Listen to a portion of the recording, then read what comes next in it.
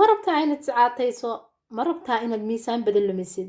ma nacday bariis iyo baasta iyo canjeero, ma nacday hilibka dufankiisa, makaa soo booday saliid badan oo cuntada lagu karinayaa, waxaad cunto magaran la'dahay ood waqtiga dheelitirkaaga si aanay faytamiinadaadu kaaga lumin oo aad u ilaashatay faytamiinada korkaaga cayilka faraha badan leh iyo miisaankuna uu kagu dhaafo. soo booqo Hoodo Ayaan cunto karinta iyo isqurxinta, halkanaad ka helaysaa wax badan oo ku anfaca. soo dhawow gacmo furan ku soo dhawow, horena ula sii soco sida loo diyaariyay.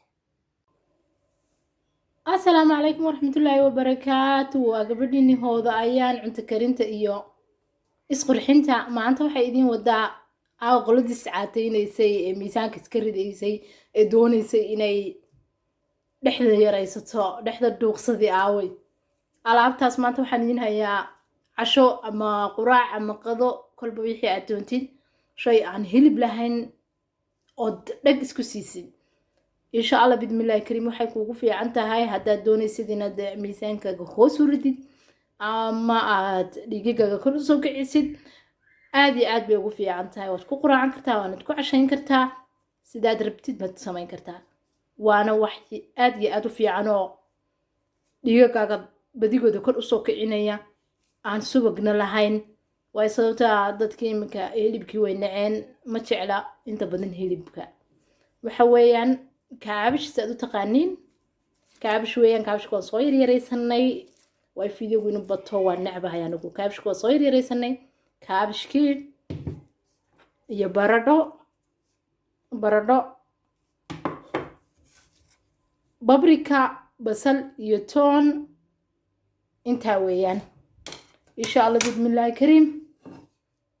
intaasaad isku shiilanaysaa insha Allah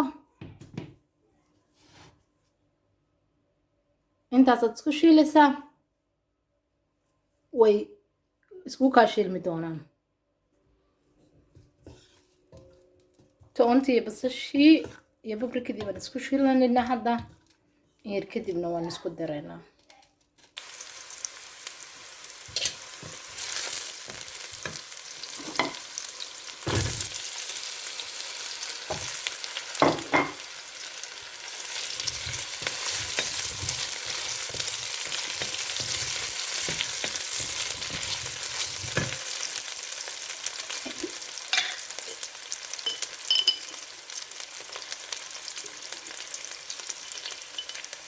حواش بدن وما باهنا يرو فلفلة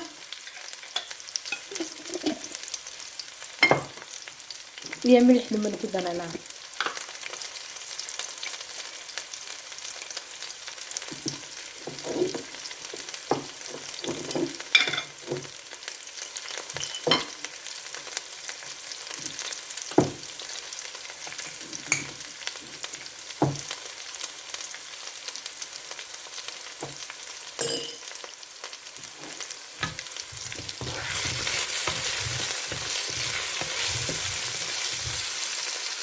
كابشنا وقت كردينيسا